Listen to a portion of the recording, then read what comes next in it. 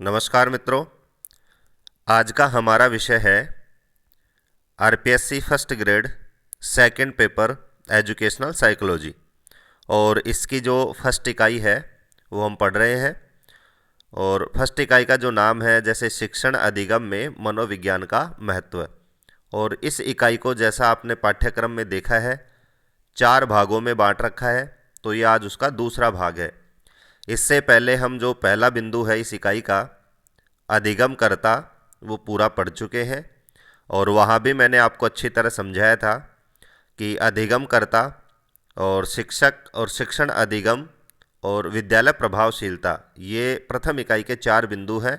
और इन चारों में ही हमें सबसे महत्वपूर्ण बात ये ध्यान रखनी है कि इन चारों जगह पर मनोविज्ञान का क्या महत्व है।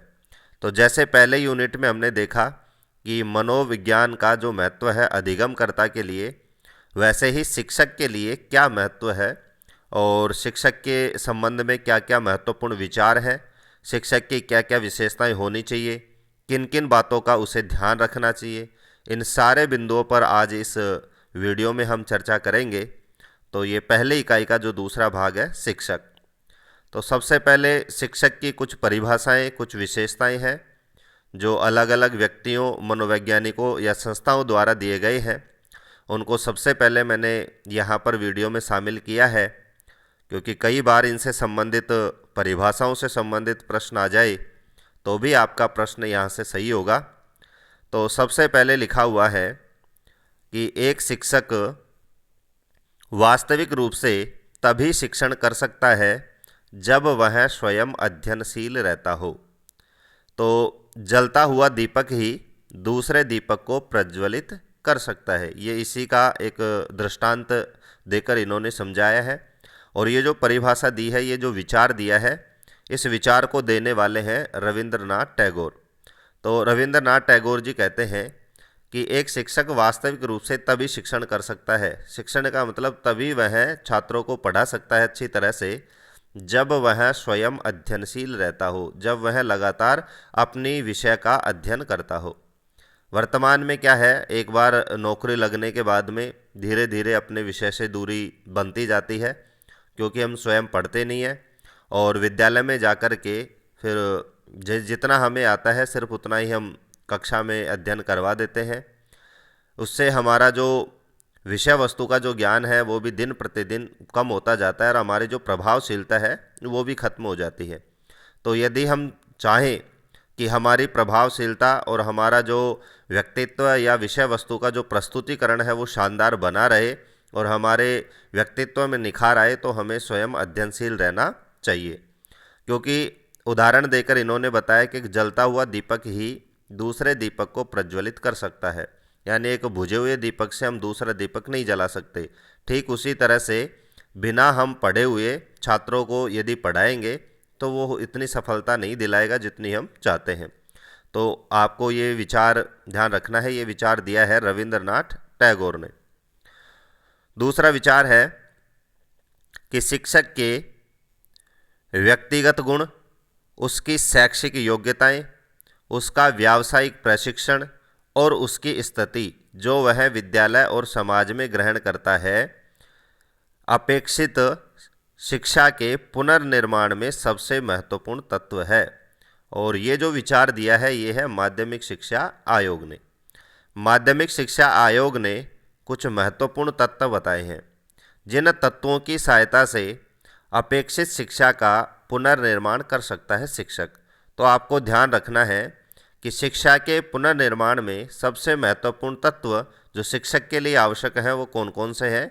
तो वही तत्व ऊपर बताए हैं कि उसका यानी शिक्षक का व्यक्तिगत गुण इसमें महत्वपूर्ण है, उसकी शैक्षिक योग्यता इसमें महत्वपूर्ण है और उसका जो व्यावसायिक प्रशिक्षण जो उसने प्राप्त किया है, जो उसने ट्रेनिंग ली है, वो भी आवश्यक है। और सबसे महत्वपूर्ण है उसकी स्थिति, कौन कौन सी जगह, एक तो विद्यालय में और एक समाज में। इन सब चीज़ों का शिक्षा के पुनर्निर्माण में बहुत ज़्यादा योगदान है, यानी ये जितने सकारात्मक होंगे उतना ही शिक्षा के पुनर्निर्माण में शिक्षक सहयोग कर सकेगा। तो ये जो विचार है ये आपको याद रखना है, माध्यमिक शिक्षा आयोग ने दिया है। अगला शिक्षक के बारे में विचार है कि एक अच्छे शिक्षक के व्यक्तित्व में संबोधन, वैयक्तिक आकृति, आशावादिता, संयम, उत्साह, मानसिक निष्पक्षता, शुभ चिंतन, सहानुभूति, नवीन शक्ति, विद्वत्ता आदि आवश्यक है। ये शुभ चिंतन है, इसको आपको शुभ चिंतन पढ़ना है। ये जो विचार दिया है वो दिया है डॉक्टर F.L. क्लैप ने। तो F.L. क्लैप के अनुसार एक अच्छे शिक्षक में क्या क्या होना चाहिए, यानी संबोधन होना चाहिए। संबोधन का मतलब है किसी व्यक्ति को बुलाना या उसको किस तरह से आप संबोधित कर रहे हैं। वैयक्तिक आकृति, पर्सनालिटी, आशावादिता, संयम, कंट्रोल, उत्साह, एनर्जी, मानसिक निष्पक्षता यानी किसी के प्रति कोई भेदभावपूर्ण तरीका नहीं अपनाना, भावनाएं नहीं अपनाना, और शुभ चिंतन, हमेशा अच्छे विचारों का चिंतन करना, अपने जो अधिगम करता है जो छात्र हैं उनके बारे में अच्छा चिंतन रखना, सहानुभूति, नवीन शक्ति, न्यू एनर्जी, विद्वत्ता, विषय का ज्ञान आदि बहुत ही आवश्यक है। तो ये जो विचार है वो डॉक्टर F.L. क्लैप ने दिया है। इन विचारों से आपको एक शिक्षक में क्या क्या गुण होना चाहिए, एक शिक्षक की अच्छी क्या क्या विशेषताएं हो सकती हैं, ये सारी चीज़ें आपको पता चल गई है। आगे है ओकसोट। इन्होंने शिक्षक की 4 क्रियाएं बताई हैं। ये बहुत बार प्रश्न पूछा भी जा चुका है, इसीलिए मैंने इसको यहाँ शामिल किया है कि ओकसोट ने शिक्षक की कितनी क्रियाएं बताई है या फिर कौन कौन सी क्रियाएं बताई हैं। तो ओकसोट के अनुसार शिक्षक की 4 क्रियाएं हैं। तो कौन कौन सी हैं?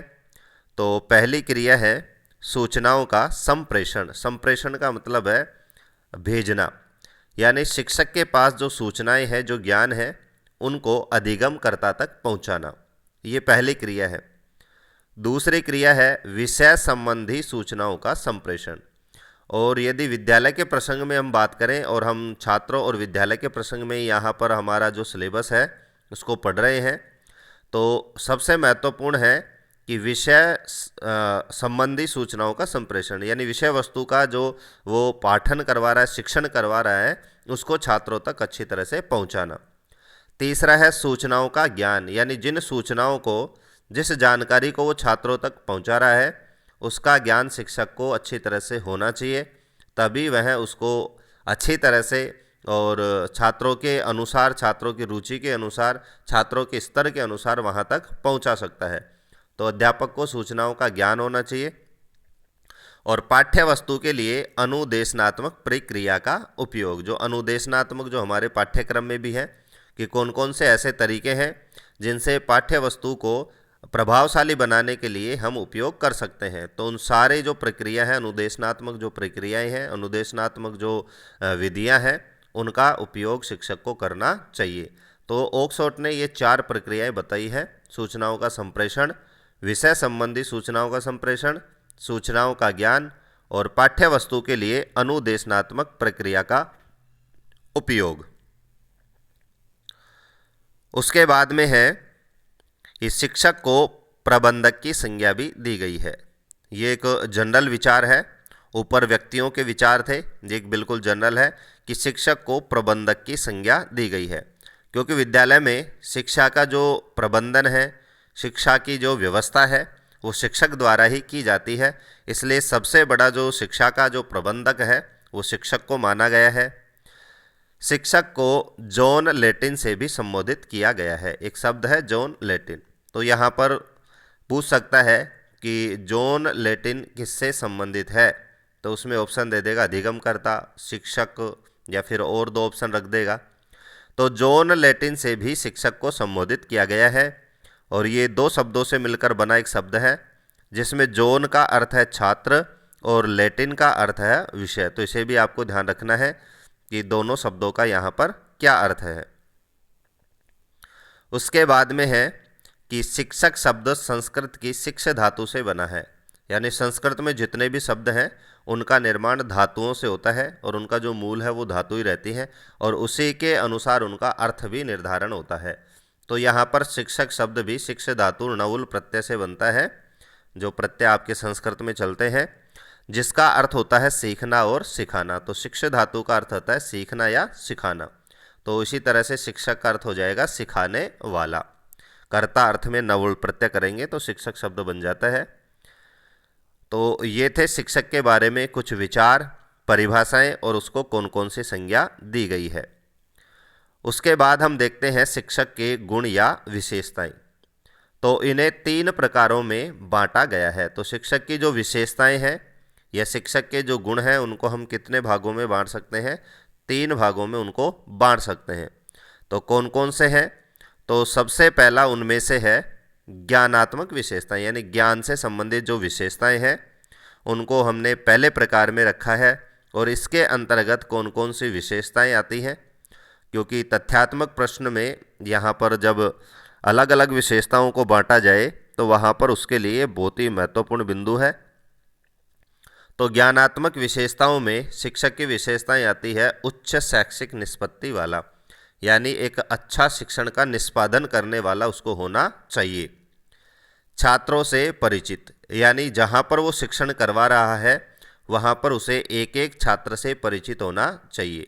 ये नहीं है कि कक्षा में आए, शिक्षण करवाए और अपना कार्य समाप्त करके वापस, नहीं, उसे एक एक छात्र का पता होना चाहिए कि कौन से छात्र की पृष्ठभूमि क्या है, कौन से छात्र की जो सीखने का जो स्तर है, उसकी जो रुचि है वो किस तरह की है, उसका जो स्वभाव है वो किस तरह का है, और प्रत्येक छात्र के नाम से भी उसे परिचित होना चाहिए ताकि आवश्यकता पड़ने पर वो छात्र का नाम बोलकर उसको संबोधित कर सके।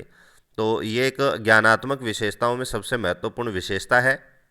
विषय वस्तु का ज्ञान, यानी जिस विषय वस्तु को, जिस सब्जेक्ट को वह पढ़ा रहा है उसका उसे अच्छा ज्ञान होना चाहिए।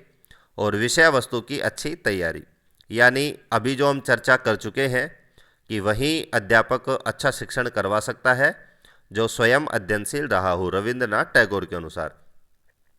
तो कक्षा में जाने से पहले या फिर अधिगम करवाने से पहले विषय वस्तु की अच्छी तैयारी करनी चाहिए।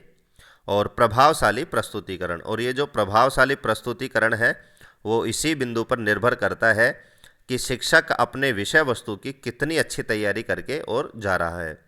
यदि शिक्षक स्वयं अध्ययन करके और फिर कक्षा में प्रवेश करता है तो उसका जो प्रस्तुतिकरण है वो बहुत ही प्रभावशाली होगा, और स्वयं का भी जो कॉन्फिडेंस है, जो आत्मविश्वास है शिक्षक का, वो बिल्कुल पॉजिटिव बना रहता है। और यदि किसी दिन बिना तैयारी के वो जाता है और उस विषय वस्तु का उसे ज्ञान नहीं है तो शिक्षक स्वयं भी इधर उधर देखता है और फिर हर बात को टालम टोल करते रहता है। तो ये सबसे महत्वपूर्ण आपको भी ध्यान रखना है, आप भी शिक्षक बनने जा रहे हैं, कि पढ़ाने से पहले आपको विषय वस्तु की अच्छी तैयारी करके और तभी विद्यालय में आप जाएं, कक्षा में जाएं। इससे आपका जो प्रभावशाली जो प्रस्तुतिकरण है वो बिल्कुल सकारात्मक होगा और छात्र भी उससे प्रसन्न होंगे, आपसे संतुष्ट होंगे। तो ये जो ज्ञानात्मक विशेषताएं हैं वो पहले बिंदु में मैंने आपको समझाई है। दूसरी विशेषताएं हैं भावात्मक विशेषताएं, भावनाओं से जुड़ी हुई जो विशेषताएं, वो ज्ञान से जुड़ी हुई, ये भावनाओं से जुड़ी हुई।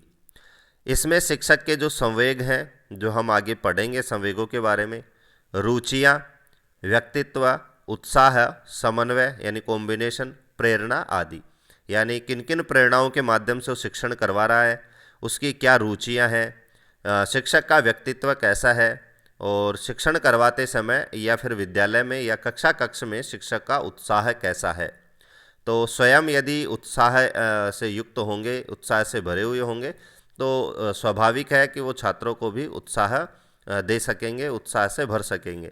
तो ये सारे के सारे जो विशेषताएं हैं इनको हम भावनात्मक विशेषताओं में रखते हैं। तीसरे प्रकार की जो विशेषताएं हैं शिक्षक की वो है कौशल संबंधी। कौशल का मतलब होता है टेक्निक्स, उसमें तकनीकी जो अपनाता है। तो विषय वस्तु को प्रस्तुत करने का तरीका और कक्ष में या विद्यालय में सकारात्मक वातावरण और अनुशासित वातावरण बनाना, ये सारे कौशल संबंधी जो विशेषताएं हैं उसके अंतर्गत आती हैं। तो ज्ञानात्मक और भावनात्मक से अलावा जो अतिरिक्त जो टेक्निक्स हैं जिनको वो शिक्षण में अपनाता है, अनुशासन स्थापित करने में अपनाता है, एक आदर्श विद्यालय के रूप में उसे स्थापित करने में अपनाता है, वो सारी की सारी चीज़ें तीसरी विशेषताओं में आती हैं और उसको हम कहते हैं कौशल संबंधी विशेषताएं। तो ये इस प्रकार से हमने जो शिक्षक की जो विशेषताएं थी उनको 3 भागों में बांटा है। अब हम देखते हैं कि शिक्षक का शिक्षण अधिगम प्रक्रिया में योगदान, कि एक शिक्षक का शिक्षण अधिगम प्रक्रिया में क्या योगदान रहता है। तो उसमें हम देखते हैं, तो पहला जो योगदान है, जैसे पहले बिंदु में है कि शिक्षक छात्र के मानस में भावात्मक, जो हम पढ़ ही चुके हैं ऊपर की भावनात्मक विशेषताएं कौन कौन सी हैं, क्रियाजन्य परिवर्तन लाता है। यानी मानस, जो छात्र का जो मन है, छात्र का जो चित्त है, उसमें भावनात्मक और क्रियात्मक, क्रियाओं से संबंधित, कार्य करने से संबंधित जितने भी परिवर्तन है वो छात्र में शिक्षक ला सकता है। ये इसकी शिक्षण में योगदान या भूमिका है। शिक्षण के माध्यम से शिक्षक अनुभव प्रदान करता है, यानी अपने जीवन के जितने अनुभव हैं, क्योंकि शिक्षक भी एक उसी प्रोसेस से गुजर कर जाता है जिस प्रोसेस से वर्तमान में छात्र गुजर रहा है, जिन कक्षाओं से वो अध्ययन कर रहा है। तो समय समय पर जहाँ जहाँ जरूरत पड़ती है उन अनुभवों से शिक्षक अपने छात्रों को, अधिगमकर्ताओं को परिचय देता रहता है। छात्रों को लक्ष्य की ओर अग्रसर करता है, यानी जिस लक्ष्य के लिए छात्र अधिगम कर रहे हैं, पढ़ाई कर रहे हैं, उस लक्ष्य का ज्ञान, उस लक्ष्य के लिए क्या क्या बातें जरूरी हैं, उस लक्ष्य के लिए कितनी मेहनत और किस स्तर का आपको तैयारी जरूरी है, इन सारी चीज़ों का जो ज्ञान है और उस लक्ष्य के प्रति अग्रसर करने का जो कार्य है वो भी आपको शिक्षक करवाता है। उनका मार्गदर्शन करता है, यानी रास्ता दिखाने का कार्य भी शिक्षण अधिगम में शिक्षक करता है। कौशल विकसित कर रचनात्मक शक्ति का विकास। और तीसरी जो विशेषताएं थी शिक्षक की, कौशल संबंधी विशेषताएं, उनके माध्यम से वह अपने छात्रों में भी कौशल विकसित कर सकता है और उसमें जो रचनात्मक क्रिएटिविटी है उसका विकास कर सकता है। तो ये थी शिक्षण अधिगम में जो क्या क्या उसका योगदान रहता है। अब हम देखते हैं कि शिक्षक के लिए ध्यान रखने योग्य बिंदु, कि शिक्षक को किन किन बातों का ध्यान रखना चाहिए, और इन बातों को ध्यान रखने में जो इनका योगदान करती है वो मनोविज्ञान ही करती है। क्योंकि हम पहले ही बता चुके हैं कि जो हमारी पहली यूनिट है उसमें मनोविज्ञान का महत्वपूर्ण योगदान, तो किस तरह से मनोविज्ञान अधिगमकर्ता के लिए, शिक्षक के लिए और शिक्षण अधिगम में योगदान करता है, इन सारी चीज़ों को ध्यान में रखकर ही इस प्रथम यूनिट को हमें तैयार करना है। तो सबसे पहले है कि किन किन बातों का शिक्षक को ध्यान रखना चाहिए। तो है कि छात्रों की पारिवारिक पृष्ठभूमि और उनके व्यक्तित्व से संबंधित क्रियाओं, अनुक्रियाओं का ध्यान रखना चाहिए। यानी जहाँ पर शिक्षक शिक्षण करवा रहा है, जिन छात्रों को वह विषय वस्तु पढ़ा रहा है, उन सभी छात्रों की पारिवारिक पृष्ठभूमि को ध्यान में रखकर और उनकी जो क्रियाएं, अनुक्रियाएं हैं जो कक्षा में शिक्षक के सामने करते हैं, उन सभी का ध्यान शिक्षक को रखना चाहिए। और उसी के अनुसार यदि वो नकारात्मक है तो उनमें सुधार करके शिक्षण करवाना चाहिए, और वो पॉजिटिव है तो उसके अनुसार और अधिक तैयारी करके शिक्षक को अधिगम करवाना चाहिए। दूसरा है जो उसको ध्यान रखना चाहिए कि शिक्षक को समूह में कार्य करने का अवसर प्रदान करना चाहिए, और इससे छात्रों में सामाजिकता का विकास उत्पन्न होगा। यानी शिक्षक को ऐसे अवसर प्रदान करने चाहिए जिससे जो छात्र हैं वो समूह में कार्य करें, और समूह में कार्य करने का सबसे बड़ा लाभ होता है कि छात्रों में जो सामाजिकता का गुण है उसका विकास होता है। ये हम पढ़ चुके हैं और देख भी चुके हैं कि समूह में कार्य करने से सामाजिकता का विकास होता है। रीट में सेकंड ग्रेड में आपने खूब पढ़ा है इसको। पूर्व अर्जित ज्ञान किसका, छात्रों का, उसको ध्यान में रखकर अधिगम करवाना चाहिए। ये सबसे महत्वपूर्ण है। ये नहीं है कि किसी छात्र को पुस्तक पढ़ना ही नहीं आ रहा हो और वो डायरेक्ट विषय वस्तु प्रारंभ कर देता है। तो उसने पूर्व में क्या क्या अर्जित किया है, चाहे वो अंग्रेजी विषय हो, चाहे संस्कृत हो, कोई सा भी विषय हो, तो पहले शिक्षक को चाहिए कि उसके पूर्व ज्ञान का आकलन करे कि उसका जो पूर्व में जो अर्जित ज्ञान है वो कितना है, और फिर उसी के अनुसार आगे उसको शिक्षण करवाना चाहिए। क्योंकि पूर्व ज्ञान का शिक्षण में बहुत ही महत्वपूर्ण योगदान रहता है, उसी के अनुसार छात्र आगे बढ़ता है। उसके बाद में है लक्ष्य और जो मानक है वो छात्रों की क्षमता के अनुसार निर्धारित करने चाहिए। यानी अभी हमने देखा कि शिक्षक छात्रों को लक्ष्य की ओर अग्रसर करता है, तो वो लक्ष्य जिनकी ओर अग्रसर करता है उन छात्रों को क्षमता के अनुसार ही निर्धारित करने चाहिए। और ये चीज़ें भी शिक्षक को तभी पता चलेंगी जब वो स्वयं मनोविज्ञान का अध्ययन करेगा, क्योंकि मनोविज्ञान ही हमें ये समझाने में मदद करती है कि छात्रों की क्षमता कितनी है, छात्रों की रुचि किस में है, या फिर छात्रों का स्तर कितना है और किस क्षेत्र में वो सफल हो सकते हैं। इन सभी चीज़ों का ध्यान में रखकर ही शिक्षक को लक्ष्य निर्धारित करने चाहिए और लक्ष्यों के जो मानक हैं, मापदंड है, उनका निर्धारण करना चाहिए। अगला जो बिंदु है कि छात्रों को सीखने की क्रिया में भागीदार बनाएं। ये नहीं है कि स्वयं आए, पुस्तक ली और पाठ को पूरा पढ़ करके और होमवर्क बता के चले गए, ऐसा बिल्कुल नहीं होना चाहिए। इससे जो सीखने की जो प्रक्रिया है उस पर नकारात्मक प्रभाव पड़ता है। सीखने में छात्रों को भागीदार बनाना चाहिए, बीच बीच में उनसे प्रश्न करते रहना चाहिए, ये चेक करते रहना चाहिए कि जहाँ मैं पढ़ा रहा हूँ उसका उसे ध्यान है या नहीं, जो शब्द आ रहे हैं उन शब्दों का उसे अच्छी तरह पता है या नहीं, और यदि नहीं है तो उसे पूछ करके या फिर अपनी तरफ से उसको समझाने का प्रयास करना चाहिए। तो सबसे महत्वपूर्ण है कि अध्ययन करवाते समय, अधिगम करवाते समय छात्रों की जो भागीदारी उसको सुनिश्चित करें। अभिप्रेरकों की मदद से कठिनाइयों को दूर करें, प्रोत्साहित कर आगे बढ़ाएं। और अभिप्रेरक जो प्रेरणा जिनसे दे सकते हैं, जिन जिन विधियों को अपन अपना सकते हैं मनोविज्ञान की सहायता से, उनकी मदद से जो छात्रों की जो कठिनाइयां हैं उनको दूर कर उन्हें प्रोत्साहित करें। जो हतोत्साहित हो गए हैं, जो उनमें नीरसता आ गई है, उसको दूर करें और उनको उत्साहित करते रहें ताकि वो अच्छी तरह से शिक्षण करते, अधिगम करते रहें। अब आगे है शिक्षण प्रक्रिया को प्रभावी बनाने हेतु महत्वपूर्ण बातें, यानी किस तरह से शिक्षण प्रक्रिया को एक शिक्षक प्रभावी बना सकता है। तो उन सारी बातों को मैंने इस बिंदु में रखा है। जिस तरह से आप ऊपर भी देख रहे हैं कि हर चीज़ को अलग अलग अच्छी तरह से मैंने समझाने का प्रयास किया है। तो शिक्षण प्रक्रिया को प्रभावी किस तरह से बना सकते हैं, तो सबसे पहला बिंदु है कि शिक्षार्थी की रुचि, अभिवृत्ति और योग्यता का ध्यान रखना चाहिए, तभी हमारी जो शिक्षण प्रक्रिया वो प्रभावी होगी, जो मैं ऊपर भी चर्चा कर चुका हूँ। यदि शिक्षक विद्यार्थी की रुचि, अभिवृत्ति और योग्यता के अनुसार शिक्षण करवाएगा तो वो प्रभावशाली होगा और उसका प्रभाव आपको व्यक्ति में, छात्र में और कक्षा में देखने को मिलेगा। अगला है व्यक्तिगत भिन्नताओं का ध्यान रखना चाहिए शिक्षण करवाते समय। शिक्षक में विषय वस्तु की विशेष योग्यता होनी चाहिए और पाठ्य वस्तु के साथ सामाजिकता व नागरिकता का शिक्षण भी शिक्षक को करवाना चाहिए, क्योंकि ये मुख्य है और शिक्षा का उद्देश्य भी यही होना चाहिए। नौकरी तो एक गौण उद्देश्य होना चाहिए, लेकिन उसको वर्तमान में प्रमुख उद्देश्य बना दिया गया है कि शिक्षण का प्रमुख उद्देश्य होना चाहिए कि एक अच्छा सामाजिक नागरिक का निर्माण करना।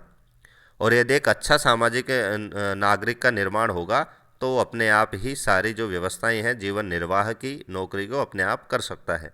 तो सबसे जो मुख्य उद्देश्य है वो शिक्षा का यही है कि व्यक्ति को सामाजिक एक अच्छा नागरिक बनाना।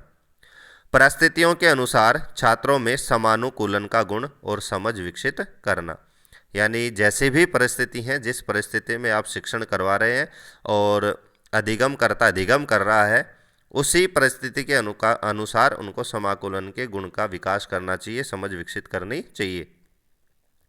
मनोविज्ञान की विधियों का प्रयोग भी शिक्षण को प्रभावी बनाता है और ये जो विधियां हैं वो हम पढ़ चुके हैं।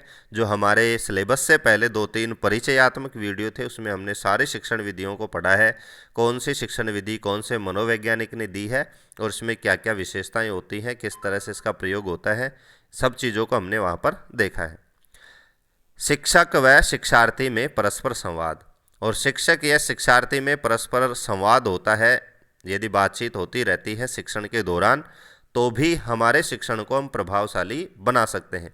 एक तरफा यदि शिक्षण हो रहा है तो इतना प्रभावशाली नहीं होगा जितना वो दो तरफा होता है। अब हम देखते हैं जो हमारा जो इस बिंदु का जो उद्देश्य है, जो सिलेबस है कि मनोविज्ञान की सहायता से शिक्षक, तो मनोविज्ञान की सहायता से शिक्षक क्या क्या कर सकता है और शिक्षक की मनोविज्ञान किस तरह से मदद कर सकता है। कि अधिगमकर्ता की जो रुचि, स्तर, क्षमता आदि का ज्ञान करा सकता है कौन? मनोविज्ञान। कक्ष का जो वातावरण है उसके निर्माण में भी मदद करता है मनोविज्ञान, कि कक्ष का वातावरण कैसा होना चाहिए, उसकी सारी जानकारी यदि शिक्षक मनोविज्ञान का अध्ययन करता है तो उसको मिल जाती है। उचित शिक्षण सूत्रों व विधियों का प्रयोग कर सकता है, जितने भी शिक्षण में जो मददगार साबित होते हैं सूत्र और विधियाँ, उनका प्रयोग भी मनोविज्ञान की मदद से शिक्षक कर सकता है। अपने आप को आदर्श शिक्षक के रूप में प्रस्तुत कर सकता है। यदि शिक्षक आदर्श होगा तो उसके जो बालक हैं सीखने वाले वो भी आदर्श होंगे। तो शिक्षक को आदर्श रूप में प्रस्तुत करने के लिए भी मनोविज्ञान की मदद लेनी चाहिए। अगला है कि शिक्षण अधिगम को आसान बना सकता है। जो शिक्षण अधिगम है जिसको छात्र कठिनाई महसूस करें जिसमें, तो यदि अध्यापक चाहे तो मनोविज्ञान का अध्ययन करके और उस शिक्षण अधिगम प्रोसेस को वो आसान बना सकता है, सरल बना सकता है। एक सफल शिक्षक के रूप में अपने आप को प्रस्तुत कर सकता है और वो ही एक सफल शिक्षक कहलाएगा जो मनोविज्ञान के सिद्धांतों, सूत्रों और विधियों का प्रयोग करके और उसके सिद्धांतों पर चल के यदि शिक्षण करवाता है। जैसा हमने ऊपर देखा, सारे बिंदु आज हमने क्लियर किए हैं। तो इन विधियों का प्रयोग करते हुए, मनोविज्ञान की मदद लेते हुए एक शिक्षक अपने आप को सफल शिक्षक के रूप में, आदर्श शिक्षक के रूप में और एक ऊर्जावान शिक्षक के रूप में प्रस्तुत कर सकता है। और इससे आपके छात्र आपसे बहुत ही संतुष्ट होते हैं और प्रसन्न होते हैं। और यदि आपसे छात्र संतुष्ट हैं तो आपकी कक्षा में भी जो वातावरण है वो अपने आप अनुशासित रहेगा, छात्र भी आपसे स्नेह करते हैं और आप विद्यालय के विकास में भी एक महत्वपूर्ण योगदान निभा पाएंगे। तो आज का हमारा वीडियो था शिक्षण अधिगम में मनोविज्ञान का महत्व, और उसमें भी हमारा जो दूसरा पॉइंट था शिक्षक। तो आपको आज का वीडियो कैसा लगा कमेंट करके अवश्य बताएं और आपकी तैयारी के बारे में भी अवगत करवाते रहें। और धीरे धीरे हम मनोविज्ञान और हमारा जो हिस्ट्री का जो पोर्शन है वो कर रहे हैं। तो आज हम इस मनोविज्ञान की जो यूनिट है, क्योंकि 2-3 दिन हो गए थे उसके बाद हमने अपलोड करी है, फिर कल से हम फिर 2-3 दिन हमारा जो इतिहास का पोर्शन है वो चालू रखेंगे। तो इस तरह से इतिहास को ज़्यादा महत्व देते हुए और बीच बीच में हम जो हमारी साइकोलॉजी की जो 6 यूनिटें हैं उसको भी पूरी करते रहेंगे। तो फीडबैक देने के लिए कमेंट और वीडियो को लाइक करके अवश्य बताएं। धन्यवाद।